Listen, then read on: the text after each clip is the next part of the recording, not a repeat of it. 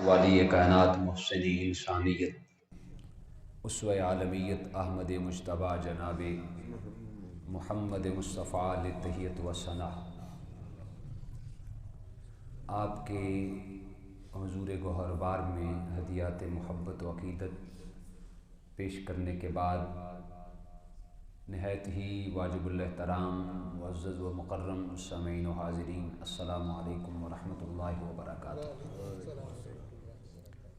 میری اور آپ کی بخت فروزی اور خوش نصیبی ہے کہ میں اور آپ آج کی اس نشست سعید میں، آج کے یوم سعید میں اللہ کے گھر میں حاضر ہیں۔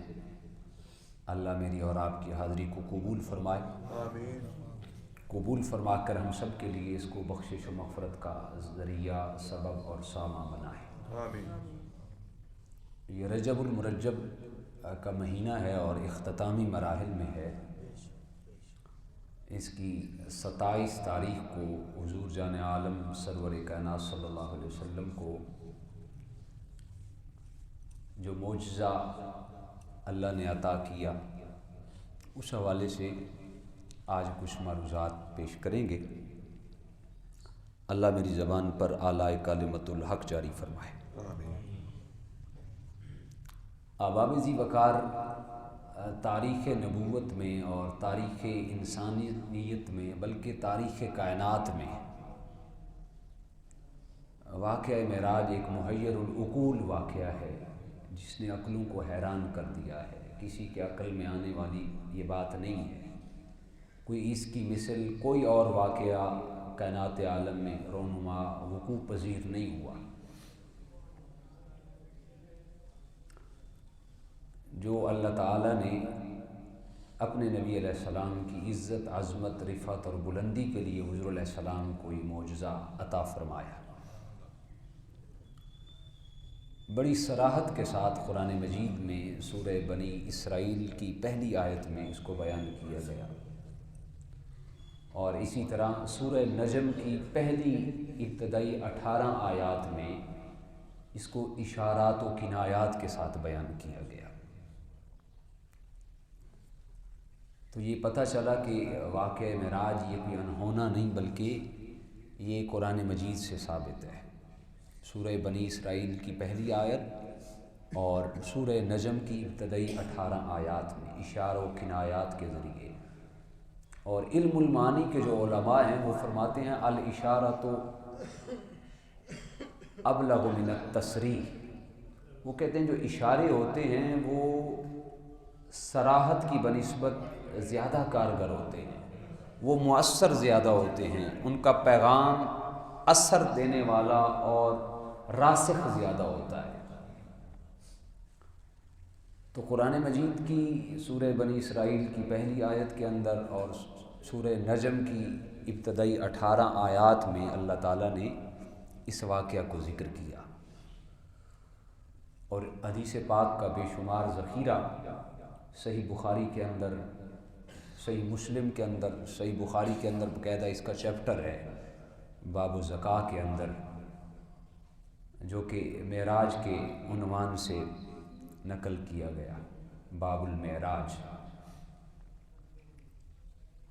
لیکن یہ جو پورا واقعہ ہے یہ ترتیب کے ساتھ کسی ایک حدیث میں مرکوز نہیں ہے۔ جس طرح خطبہ حجۃ الوداع ہے، کم و بیش متفرق روایات کے مطابق 1,00,000 سے بھی زائد صحابہ نے سنا اور پھر اس کو آگے پہنچایا، لیکن وہ 1,00,000 کے 1,00,000 لوگوں کے الفاظ الگ الگ تھے، وہ ایک ترتیب کے ساتھ نہیں ہے۔ اسی طرح واقعہ معراج 30 سے زائد صحابہ کرام نے اس کو روایت کیا، واقعہ معراج کو، تو وہ ایک ترتیب کے ساتھ نہیں۔ ویسے بھی ہمارے پیارے آقا صلی اللہ علیہ وسلم کا معمول مبارک تھا، آپ بر موقع بات کرتے تھے، مختلف جگہوں پر، مختلف مواقع پر لوگوں کے عقول کو، لوگوں کی ذہنی استعداد کو سامنے رکھتے ہوئے حضور علیہ السلام کلام فرماتے۔ مختلف اوقات و کلمات کے ساتھ حضور علیہ السلام نے اس واقعہ کی ترتیب کو ذکر کیا۔ دور حاضر کے مشہور محدث تھے محترم المقام آقائی و مولائی، اللہ آپ کی قبر انور پر کروڑہا رحمتیں نازل فرمائے۔ شیخ الحدیث و تفسیر علامہ غلام رسول سعیدی رحمۃ اللہ تعالی علیہ کراچی والے، انہوں نے مسلم شریف کی ایک شرح لکھی ہے، شرح صحیح مسلم شریف، اس کی پہلی جلد کے اندر آپ نے صفحہ نمبر 716 سے لے کر 733 تک جتنی بھی مرویات تھیں ان کے ربط کے مطابق، منطقی روابط کے مطابق انہوں نے ان ساری احادیث کو یکجا کر دیا ہے۔ وہاں پہ یہ بحث دیکھی جا سکتی ہے۔ اللہ رب العزت نے قرآن مجید کی سورہ بنی اسرائیل کی پہلی آیت کے اندر واقعہ معراج کی جو حکمت بیان کی، فرمایا لِنُرِيَهُ مِنْ آیَاتِنَا، تاکہ ہم اسے اپنی نشانیاں دکھائیں۔ جبکہ سورہ نجم کی 18 نمبر آیت کے اندر اللہ نے فرمایا لَقَدْ رَآ مِنْ آیَاتِ رَبِّهِ الْكُبْرَى، اس نبی غیب دان نے اپنے رب کی جو بڑی نشانی ہے ضرور بھی ضرور اس نبی نے اس کو بھی دیکھ لیا ہے۔ تو جو بڑی سے بڑی نشانی ہے رب کی، وہ رب تعالیٰ کا دیدار ہے جو حضور علیہ السلام نے کیا۔ واقعہ معراج میں ویسے اللہ تعالیٰ کی یہ حکمت ہے، اللہ نے ہر نبی کو اس کی شان کے مطابق جمال و کمالات عطا فرمائے، جس طرح جناب ابراہیم کے بارے میں فرمایا وَكَذَلِكَ نُرِي إِبْرَاهِيمَ مَلَكُوتَ السَّمَاوَاتِ وَالْأَرْضِ وَلِيَكُونَ مِنَ الْمُوقِنِينَ، ہم نے جناب ابراہیم کو زمین و آسمان کی نشانیاں دکھائیں۔ تو اسی طرح اللہ تعالیٰ نے اپنے حبیب علیہ السلام کو بھی سب سے بڑی نشانی اپنا دیدار کرایا، اور ایسی عظمتیں اور ایسی شانیں اور ایسی رفعتیں اور بلندیاں عطا کی جو کسی اور کا مقصوم اور اعزاز نہ ٹھہری۔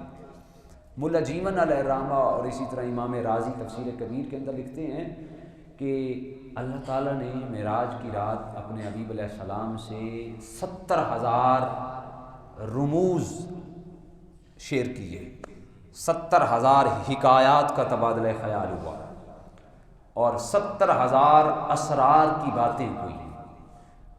اور یہ سارا کچھ دینے کے بعد اللہ پاک نے پوچھا لِمَ أُشَرِّفُكَ یا احمد، اب اے حبیب صلی اللہ علیہ وسلم یہ تو میں نے اپنی محبت میں تجھے یہ عطا کر دیا ہے، 70,000 اسرار، رموز، حکایات، یہ سب کچھ میں نے اپنی طرف سے دیا ہے، اب ذرا تو بتا تو کیا چاہتا ہے؟ اے محبوب یہ تو میں نے اپنی محبت میں اتنا کچھ کیا، اب آپ کی ڈیمانڈ کیا ہے؟ آپ اپنی ڈیمانڈ بتائیں۔ لِمَ أُشَرِّفُكَ یا احمد، آپ کو کیا چیز عطا کر دی جائے، کس چیز کی خواہش ہے، کس چیز کی منشا اور آرزو ہے؟ اگر کسی نے کسی کے اندر کو جانچنا ہو تو اس کو سوال کا اختیار دے دیں، اس سے سوال کریں، وہ جواب دے گا تو اس کا اندر جو بھی ہوگا کھل کے سامنے آ جائے گا۔ یہ اس کا اندر کیا ہے؟ دولت کا پجاری ہے، ہوس وضاقتہ کی ہوس ہے، شہرت چاہتا ہے، یا کوٹھی بنگلہ بینک بیلنس کیا چاہتا ہے؟ تو حضور علیہ السلام نے جواب دینا تھا۔ اللہ نے پوچھا لِمَ أُشَرِّفُكَ یا احمد، اے حبیب اب بتا، یہ سب کچھ تو میں نے اپنی طرف سے دیا، اب آپ اپنی ڈیمانڈ بتائیں، آپ کیا چاہتے ہیں؟ تو حضور علیہ السلام نے جواباً عرض کی بِنِسْبَتِ إِلَيْكَ شَرِّفْنِي بِالْعُبُودِيَّةِ، فرمایا مالک لم یزل، ساری زندگی میں کہتا رہا تو میرا خالق ہے، ساری زندگی میں کہتا رہا تو میرا مالک ہے، ساری زندگی میں کہتا رہا تو پالن ہار ہے۔ طائف کے بازاروں میں نے پتھر برداشت کیے، جسم لولہان ہو گیا، خون سے جسم لولہان تھا، میں نے اس وقت بھی عالم توحید کو بلند کر کے کہا قل هو اللہ احد اللہ الصمد لم یلد ولم یولد ولم یکن لہ کفوا احد۔ اے مالک و خالق اللہ، شیب ابی طالب میں نے بھوک برداشت کی، میں نے پیاس برداشت کی، 3 سال تک میرا معاشرتی بائیکاٹ کیا گیا، کبھی پتے کھا کے گزارا کیا، کبھی بھوک برداشت کر کے گزارا کیا، کبھی کس انداز میں تو کبھی کس انداز میں. اس وقت بھی میرا نعرہ یہی تھا، توکلت علی اللہ، مجھے تو اپنے رب پہ توکل ہے، مجھے تو اپنے رب پہ بھروسہ ہے. دشمن میرے راستے میں کانٹے بچھاتے رہے، میں کہتا رہا میرا خالق اللہ ہے. دشمنوں نے مجھے یہ آفر کرائی، اے محمد آپ چاہتے ہیں تو آپ کے ایک ہاتھ پہ سورج رکھ دیں، ایک ہاتھ پہ چاند اور ستارے رکھ دیتے ہیں، کائنات کو آپ کے ہاتھ اور قدموں میں رکھ دیتے ہیں، یہ کہنا چھوڑ دو قولوا لا الہ الا اللہ. مالک تو جانتا ہے اس وقت بھی میرا نعرہ یہی تھا، قل هو اللہ احد، اللہ ایک ہے.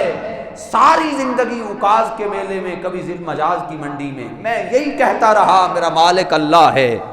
آج اے حبیب کہ خالق و مالک اللہ، آج اگر تو میری ڈیمانڈ پوچھنا چاہتا ہے تو میری ڈیمانڈ یہ ہے، بنسبتی الیک شرفنی بالعبودیہ.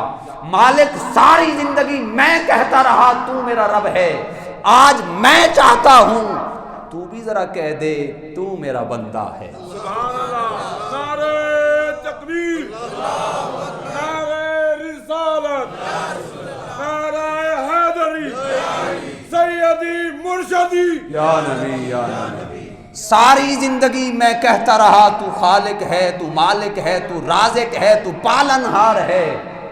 مالک مجھے نوازنا چاہتا ہے تو مجھے شرف ابدیت سے نواز دے. پھر اللہ پاک نے بھی فرمایا سبحان الذی اسرا بعبدہ، پاک ہے وہ ذات جس نے اپنے بندے خاص کو سیر کرایا. تو اللہ تعالیٰ نے حبیب علیہ السلام کو نسبت شرف ابدیت سے مالا مال کیا. یہ شان ہے معجزہ معراج اور واقعہ معراج کی. اور پھر آپ جانتے ہیں کہ اللہ تعالیٰ نے جہاں کمالات و عنایات و نوازشات کی بارش کی، وہاں پہ آپ کو 50 نمازوں کا تحفہ بھی دیا نا. جانتے ہیں 50 نمازیں تحفے میں دی گئی. پھر بالآخر جناب موسیٰ کریم اللہ علیہ السلام نے مداخلت کی اور 9 مرتبہ میرے آقا واپس گئے، پھر واپس آئے، پھر گئے، پھر آئے، 9 چکر لگائے. پھر آخر میں کتنی بچ گئی جی؟ کتنی؟ ہو سکتا ہے کہ کوئی ایک پڑھتا ہو وہ کہہ دے ایک ہے، کوئی 2 پڑھتا ہو، لیکن 5 بچ گئی. 9 چکر لگائے، اللہ نے 50 نمازیں. اچھا سوال پیدا ہوتا ہے، وہ ذات تو عالم الغیب ذات ہے، اس کا علم ازلی ہے، ابدی ہے. وہ جانتی تھی ذات کہ چکر 9 لگنے ہیں، پھر 5 رہنی ہیں، میں 50 کیوں دوں، ڈائریکٹ ہی 5 دے دیتا ہوں تاکہ یہ چکر ہی ختم ہو جائے. اللہ کا فرمان بھی ہے نا، لا تبدیل لکلمات اللہ، اس کے کلمات کیا جی تبدیل نہیں ہوتے. یہاں پہ تو کلمات تبدیل ہو گئے، 9 چکر لگ گئے. اللہ اکبر. وہ ذات تو جانتی تھی، ڈائریکٹ ہی 5 دے دیتا، کلمات کا چکر ہی نہ ہوتا. کلمات تبدیل، ایک ضابطہ ٹوٹ رہا ہے. آواز قدرت آتی ہے، میرے بندو اگر میں نمازیں ڈائریکٹ 5 دے دیتا، لوگوں کو پتہ نہ چلتا عظمت مصطفیٰ کیا ہے. میں تو اپنے محبوب کی عزت اور عظمت لوگوں کو دکھانا چاہتا ہوں. میرے مصطفیٰ کی یہ عظمت ہے، بلا حیل و حجت، آئے بھی صحیح جائے بھی صحیح، اس کو پوچھنے والا کوئی نہیں. ساری کائنات کا خالق میں ہوں، اس کائنات کا مالک میں نے اپنے محبوب کو بنا رکھا ہے. اس کائنات کا خالق میں ہوں، لیکن اس کائنات کا جو مالک ہے نا، جس کے قبضہ اختیار میں یہ دنیا چل رہی ہے، پیدا سب کو میں نے کیا، لیکن اس پہ جو موتی ہیں، اس پہ جو قاسم ہیں، وہ میرے محبوب ہیں. اور پھر اللہ پاک نے اس کا دوسرا معاملہ یہ بھی آپ کہہ سکتے ہیں کہ اللہ پاک نے یہ بھی فرمایا من جاء بالحسنۃ فلہ عشر امثالھا، پس جو ایک نیکی کرے اس کو اس کی مثل کتنی ملتی ہیں جی؟ فلہ عشر امثالھا، اس کی مثل اس کو 10 ملتی ہیں. اللہ پاک نے فرمایا اے میرے بندو، نمازیں تو میں نے 50 دی تھی محبوب علیہ السلام کو. موسیٰ علیہ السلام نے ویسے عرض کر دی تھی اسی وقت، حضور ایک چکر اور لگا لیں، میرا تجربہ ہے یہ قوم پڑھنے والی نہیں ہے، ایک چکر اور لگا لیں۔ محبوب نے فرمایا مجھے اب بار الہ کے حضور جانے میں شرم آتی ہے، حیا آتی ہے کہ یہ 5 نمازیں پھر بھی معافی۔ حضور علیہ السلام کو امت پر اعتماد تھا، اور میری امت اتنی نکمی نہیں ہے کہ 5 نمازیں نہ پڑھ سکے۔ آواز آئی اے حبیب اگر آپ کو واپس آتے ہوئے 10ویں چکر پہ آر محسوس کر رہے ہیں، محبوب ہمارے کلمات تبدیل نہیں ہوتے۔ من جاء بالحسنۃ فلہ عشر امثالھا، محبوب ہم نے 50 دی تھی، 45 معاف ہو گئی، باقی 5 رہ گئی۔ اے محبوب ہمارے کلمات تبدیل نہیں ہوتے، آپ کے امتی پڑھیں گے 5، ہم ثواب 50 کا عطا فرمائیں گے۔ سبحان اللہ، ہم ثواب کتنا دیں گے؟ 50۔ میں نے اور آپ نے اپنے گربان میں جھانکنا ہے۔ جب معراج کا واقعہ آتا ہے ہم عمومی طور پر ہماری روش ہے، یہ بھی ضروری ہے کہ حضور کی عظمت کی بات کی جائے، حضور کی رفعت اور بلندی کی بات کی جائے، لیکن میں چاہتا ہوں کہ معراج کے ان مشاہدات کا ذکر کروں جو ہمارے لیے خیر کا سبب ہوں، ہمارے لیے اصلاح کا سبب ہوں، اور ہماری دنیا و آخرت کی کامیابی کا سبب ہوں۔ حضور علیہ السلام نے فرمایا من ترک فی الدنیا النساء والطیب جعل قرۃ عینی فی الصلاۃ۔ حضور علیہ السلام نے فرمایا تمہاری دنیا سے مجھے 3 چیزیں پسند ہیں۔ کتنی؟ 3 چیزیں۔ فرمایا النساء، مجھے منکوحہ عورت پسند ہے۔ منکوحہ عورت سے ہمارے معاشرے کے اندر آج تو اس کو کوئی عزت دینے کے روادار نہیں سمجھتا، لیکن حضور علیہ السلام نے یہ زمانے کے لیے تعلیم دی۔ فرمایا النساء، مجھے منکوحہ عورتیں پسند ہیں، والطیب، مجھے خوشبو بڑی پسند ہے۔ فرمایا جعلت قرۃ عینی فی الصلاۃ، اور نماز، میری آنکھوں کی ٹھنڈک نماز میں رکھ دی گئی ہے۔ میری آنکھیں اس وقت ٹھنڈی ہوتی ہیں جب میرا امتی نماز پڑھتا ہے۔ میرا امتی کیا کرتا ہے؟ جتنی مرضی ساری رات محفل کر لیں، ہمارے ہاں زیادہ تر کنسیپٹ دیگوں کا ہوتا ہے۔ محفل ہے تو لنگر کیا ہے، لنگر میں یہ چیز بنانی ہے، لنگر میں اب افطاری ہے تو یہ چیزیں ہونی چاہیے، 2-3 لاکھ افطاری پہ لگانا ہے، سحری پہ لگانا ہے۔ لیکن حضور علیہ السلام نے یہ تعلیم نہیں دی۔ حضور علیہ السلام نے فرمایا میری آنکھوں کی ٹھنڈک نماز میں رکھی گئی۔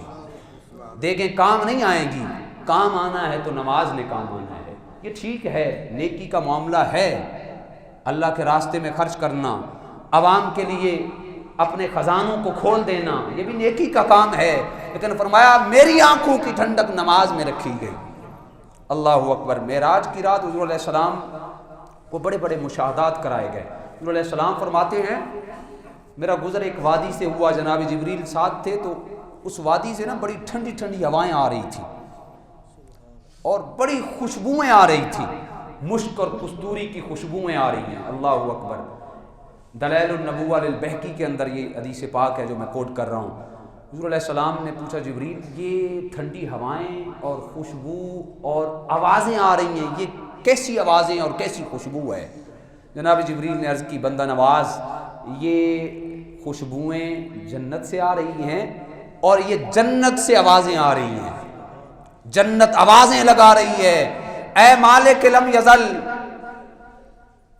تو اپنے وعدے کے مطابق میرے باسی مجھے عطا فرما، میرے اہل مجھے عطا فرما، میرے اندر رہنے کے لیے جو تو نے وعدہ کر رکھا ہے۔ کیوں مالک لم یزل؟ اس لیے کہ میرا جو ریشم ہے، زبرجد ہے، مرجان اور یاقوت ہیں، میرے جو پھل اور نعمتیں ہیں، جو شہد کی نہریں ہیں، یا خالق و مالک اللہ وہ زیادہ ہوتی جا رہی ہیں، سنبھلی نہیں جا رہی، لہٰذا میرے اہل کو مجھے میرے اندر رہنے کے لیے جلدی وعدہ پورا فرما۔ تو آواز قدرت آتی ہے، اے جنت میں خالق و مالک اللہ اعلان کرتا ہوں، ہر وہ مومن اور مومنہ، ہر وہ حضور کا غلام اور حضور کی غلامہ، ہر وہ شخص اور ہر وہ عورت جس نے میری ذات پہ ایمان لا لیا، میرے نبیوں کی گواہی کو بھی قبول کر لیا اور میری خشیت کو اپنے دل کے اندر جگہ دے دی، تو آواز آئی اے جنت ہر وہ بندہ جو میری مانتا رہا، میرے انبیاء کی مانتا رہا، اے وہ جنت وہ تیرے اہل ہیں، وہ تیرے اہل ہیں۔ حضور علیہ السلام نے اس موقع پر پھر سورہ مومنون کی ابتدائی 12 آیات تلاوت کی تو جنت سے آواز آئی مالک تیرا وعدہ سچا ہے، تو نے وعدہ پورا کر دیا ہے۔ حضور فرماتے میں تھوڑا سا آگے گزرا تو ایک وادی سے میرا گزر ہوا، وہاں سے بڑی مکروہ قسم کی بھیانک آوازیں آنا لگ گئیں۔ میں نے جبریل سے پوچھا جبریل یہ وادی کون سی ہے اور آوازیں کیسی آ رہی ہیں؟ جناب جبریل نے عرض کی بندہ نواز یہ جہنم کی وادی ہے اور یہاں سے جہنم آوازیں دے رہی ہے، اے خالق و مالک اللہ اپنے وعدے کے مطابق مجھے میرے اہل عطا فرما، میرے باسی جو میرے لوگ ہیں جس کا تو نے وعدہ کر رکھا ہے۔ کیوں؟ اس لیے کہ جو میرے شعلے ہیں، جو تپش ہے، جو توق اور زنجیریں ہیں وہ حد سے زیادہ بڑھتی جا رہی ہیں، حرارت حد سے زیادہ بڑھتی جا رہی ہے، لہٰذا میرے اہل مجھے عطا فرما۔ تو آواز قدرت آتی ہے اے جہنم کافر مرد اور کافر عورتیں، مشرک مرد اور مشرک عورتیں، فاسق مرد اور فاسق عورتیں، جابر اور ظالم اور عدل نہ کرنے والے حکمران جو ہیں وہ تیرے اہل ہیں۔ جہنم سے آواز آتی ہے مالک تو نے اپنا وعدہ سچ کر دکھایا، اب میں تجھ سے راضی ہوں۔ حضور علیہ السلام فرماتے ہیں میرا گزر آگے ہوتا ہے تو کچھ لوگوں کے ساتھ سے میرا گزر ہوتا ہے، وہاں پہ کیا منظر میں دیکھتا ہوں کہ وہ لوگ فصل کاشت کرتے ہیں، دلائل النبوہ للبہقی کے حوالے سے کوٹ کر رہا ہوں، فصل کاشت کرتے ہیں ایک ہی دن میں، کاشت کر کے جو ہی فارغ ہوتے ہیں وہ فصل پک کے تیار ہو جاتی ہے، پھر کاٹنا شروع ہو جاتے ہیں، جو ہی کاٹ کر فارغ ہوتے ہیں وہ فصل پہلے کی طرح پھر سے تیار ہو جاتی ہے۔ جبریل علیہ السلام کو حضور نے فرمایا جبریل یہ کون سی لوگ ہیں، کون سی مخلوق ہے؟ جناب جبریل نے عرض کی بندہ نواز یہ آپ کی امت کے وہ لوگ ہیں جو اللہ کی راہ میں ہجرت کرتے ہیں، اللہ کی راہ میں ہجرت کرتے ہیں، اللہ نے ان کے اعمال کو ان کے اجر کو زیادہ کر دیا ہے۔ یا رسول اللہ آپ کی امت کا یہ وہ لوگ ہیں جو نیکی تو ایک کرتے ہیں، اللہ ان لوگوں کی ایک نیکی کے اجر کو 70 گنا نہیں بلکہ 700 گنا زیادہ فرما دیتا ہے۔ سبحان اللہ، کاشت کی اور فوراً پک کے تیار ہو گئی، پھر کاٹی پھر فوراً پک کے تیار ہو گئی۔ کہ حضور یہ آپ کی رضا کی خاطر، اللہ کی رضا کی خاطر ہجرت کرنے والے لوگ ہیں۔ حضور علیہ السلام فرماتے ہیں میں تھوڑا سا آگے گزرا تو میرا گزر ایک ایسی قوم سے ہوا، اللہ اکبر، میں کیا دیکھتا ہوں کہ ان کی دونوں شرمگاہیں پر چیتھڑے لگے ہوئے ہیں اور وہ جو تھوہر کا سخت زہریلا زقوم نامی درخت ہوتا ہے اس کو وہ کھا رہے ہیں اور گرم پتھر کھا رہے ہیں اور ان کے سروں کو ان پتھروں کے ساتھ کوٹا جا رہا ہے۔ حضور علیہ السلام نے فرمایا جبریل یہ کون سی قوم ہے؟ جناب جبریل نے عرض کی بندہ نواز یہ آپ کی امت کے وہ لوگ ہیں جو اپنے مال کی زکوٰۃ ادا نہیں کرتے۔ دلائل النبوہ للبہقی کا حوالہ ہے، وہ لوگ ہیں جو اپنے مال کی زکوٰۃ ادا نہیں کرتے، آج ان پہ یہ عذاب مسلط کر دیا گیا ہے۔ اور ایک روایت میں نے یہاں تک پڑھا کہ روزانہ کی بنیاد پر آسمان سے 72 ٹائمز لعنت برستی ہے، ایک لعنت کافروں پر برستی ہے جبکہ 71 لعنتیں ان لوگوں پر برستی ہیں جو اپنے مال کے صدقات ادا نہیں کرتے۔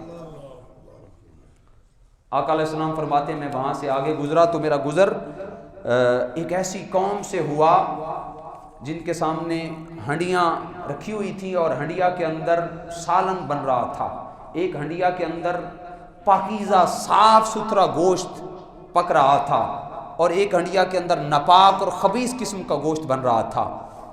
تو وہ لوگ کیا کرتے، جو پاک ہنڈیا پاک گوشت ہوتا، پاک ہنڈیا ہوتی اس سے نہ کھاتے بلکہ وہ ناجائز اور ناپاک گوشت کی جانب منہ مارتے۔ جو علیہ السلام نے پوچھا جبریل یہ کون سی قوم ہے؟ تو جناب جبریل نے عرض کی بندہ نواز یہ آپ کی امت کے وہ لوگ ہیں جن کو اللہ تعالیٰ نے ازواج کی صورت میں حق حلال کا رشتہ عطا کر رکھا ہے، لیکن اپنی عیش و عشرت کے لیے، بدکاری کے لیے فاحشہ عورت کے ساتھ ارتکاب کرتے ہیں، قیامت تک ان پر یہ عذاب مسلط ہے، یہ ہمیشہ حرام کا گوشت ہی کھاتے رہیں گے۔ اور حضور علیہ السلام فرماتے ہیں، میں وہاں سے تھوڑا سا آگے گزرا تو میرا گزر ایک ایسی قوم سے ہوا جن کے ہونٹوں کو اور جن کی زبانوں کو آگ کی کینچیوں سے کاٹا جا رہا تھا۔ حضور علیہ السلام نے پوچھا کہ اے جبریل یہ کون سے لوگ ہیں؟ جناب جبریل نے عرض کی بندہ نواز یہ آپ کی امت کے وہ علماء اور وہ خطباء ہیں جو خود تو نیکی کا حکم دیتے تھے لیکن خود اس پہ عمل نہیں کرتے تھے، لوگوں کو نیکی کا حکم دیتے لیکن عمل نہیں کرتے تھے، اور قیامت تک یا رسول اللہ ان پہ یہ عذاب مسلط کر دیا گیا ہے۔ اب ان کی زبانیں اور ان کے ہونٹ آگ کی کینچیوں کے ساتھ کٹتے رہیں گے۔ حضور علیہ السلام فرماتے ہیں میرا گزر آگے ہوا تو میں نے ایسے لوگوں کو پایا کہ جن کے سروں کو تلوار کے ساتھ، آگ کی تلوار کے ساتھ کاٹا جاتا، اور جو ہی کاٹ کے فرشتے فارغ ہوتے وہ سر پھر لگ جاتے، اور یہ عمل مسلسل ہو رہا تھا۔ حضور علیہ السلام نے فرمایا جبریل یہ کون سی قوم ہے؟ جناب جبریل نے عرض کی بندہ نواز یہ آپ کی امت کے وہ اشخاص ہیں جو اپنے اوپر نماز کو بوجھ سمجھتے ہیں، اپنا سر اللہ کے حضور نہیں جھکاتے، نماز کو بوجھ سمجھتے ہیں۔ آج ان پر یہ عذاب مسلط ہے کہ قیامت تک ان کے سر کٹتے رہیں گے، پھر جڑتے رہیں گے، پھر کٹتے رہیں گے، پھر جڑتے رہیں گے، اور قیامت تک اسی عذاب میں یہ معلق رہیں گے۔ حضور علیہ السلام فرماتے ہیں میرا گزر تھوڑا سا آگے ہوا تو میں کیا دیکھتا ہوں، ایک پتھر کے قریب سے میرا گزر ہوا، میں کیا دیکھتا ہوں اس پتھر سے بہت بڑا بیل باہر نکلتا ہے۔ مشکات المصابی کے اندر خطیب تبریزی نے اس حدیث پاک کو کتاب الفتنہ کے اندر کوٹ کیا۔ ایک پتھر سے بہت بڑا بیل نکلتا ہے، وہ نکلنے کے بعد پھر دوبارہ چاہتا ہے کہ میں اس پتھر کے اندر دوبارہ داخل ہو جاؤں، لیکن وہ داخل نہیں ہو پاتا۔ حضور علیہ السلام نے پوچھا جبریل یہ کون سا ماجرا ہے، کیا ماجرا ہے، یہ بیل کیا ہے، یہ کس کے ساتھ تشبیہ ہے؟ پتھر سے بیل نکلتا ہے، پھر پتھر میں داخل ہونا چاہتا ہے تو داخل ہو نہیں سکتا۔ تو جناب جبریل نے عرض کی بندہ نواز یہ آپ کی امت کا وہ شخص ہے جو اپنی زبان سے ایسی بات کرتا ہے جو لوگوں میں فتنہ عام کر دیتی ہے، اور پھر جب وہ فتنے کو دیکھتا ہے تو اس پہ نادم ہوتا ہے، پشیماں ہوتا ہے کہ میں نے ایسی کیا بات کر دی ہے، تو فتنہ و فساد اور دنگا ببا ہو گیا، لہٰذا میں اس کو واپس لے لوں۔ یا رسول اللہ وہ اپنی اس بات کو واپس لینا چاہتا ہے لیکن لے نہیں سکتا۔ تلوار میان سے نکلا ہوا تیر جس طرح واپس نہیں آ سکتا، زبان سے نکلی ہوئی بات جس طرح واپس نہیں آ سکتی، یا رسول اللہ اب یہ وہ واپس لینا چاہتا ہے کہ میری وجہ سے فتنہ فساد برپا ہو گیا ہے، لہٰذا یہ بات میں واپس لے لیتا ہوں۔ تو یا رسول اللہ یہ واپس ہو ہی نہیں سکتی، یہ آپ کی امت کے وہ شخص ہے جو فتنہ پرور ہیں، لوگوں کے اندر فتنہ و فساد برپا کرتے ہیں۔ میں اور آپ دیکھیں اس مظاہر میں تو ہمارے ہاں تو نظام ہی یہی چل رہا ہے، چاہے سیاسی قیادت ہو، چاہے سماجی قیادت ہو، یا چاہے مذہبی قیادت ہو، سیاست کے ترنگ میں، جذبات کے ترنگ میں اس انداز میں ہم فتنہ و فساد کو پروان چڑھا رہے ہیں۔ اللہ اکبر، ایسی بات جذبات کے ترنگ میں کہہ دیتے ہیں جو نہیں کہنے والی ہوتی، پھر بعد میں جب لوگوں کا رد عمل آتا ہے تو حیل و حجت بھی اس میں کرنا شروع کر دیتے ہیں، اس میں اندر توجیہ بیان کرنا، تعویل بیان کرنا شروع کر دیتے ہیں، نہیں جی میرا مقصد یہ تھا، اس بات کا میرا مقصد یہ تھا۔ بسا اوقات باتیں ایسی ہوتی ہیں جو اپنی صراحت خود ہوتی ہیں، وہ کسی توجیہ اور کسی تعویل کی محتاج نہیں ہوتی۔ اس لیے حضور علیہ السلام نے فرمایا جو شخص اللہ پر ایمان رکھتا ہے اور قیامت کے دن پر ایمان رکھتا ہے، اسے چاہیے یا وہ اچھی بات کرے، اچھی بات نہیں کرتا تو وہ خاموش رہے، اس کا خاموش رہنا ہی بہتر ہے، اس کا خاموش رہنا ہی بہتر ہے۔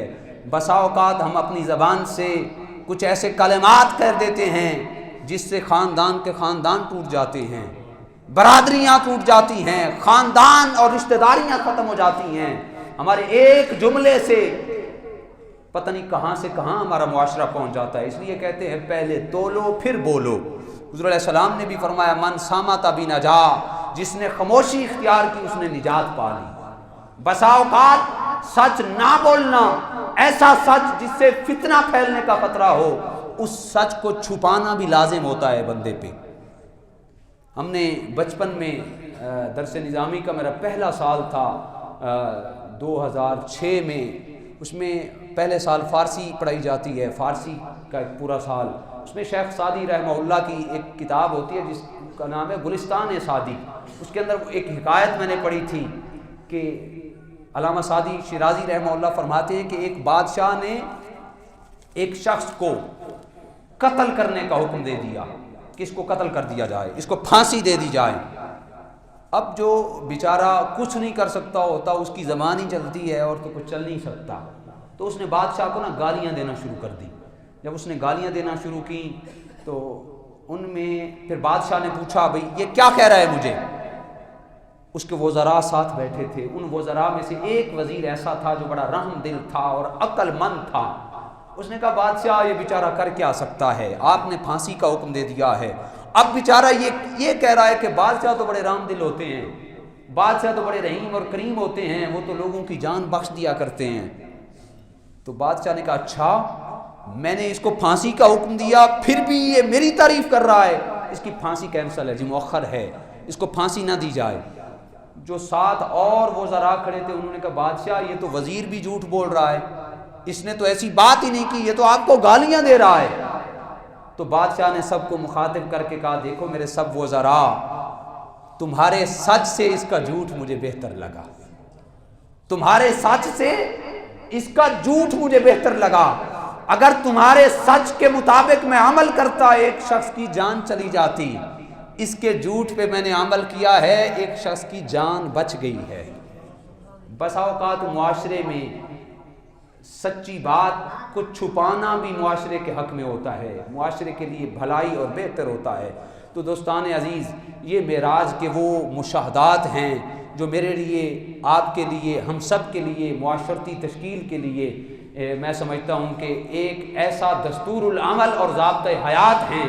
ان پہ عمل کر کے ہم اپنی دنیا بھی سنوار سکتے ہیں اور ان پہ عمل کر کے ہم اپنی آخرت بھی سنوار سکتے ہیں. اللہ ہم سب کو توفیقات عمل نصیب فرمائے. وآخر دعوانا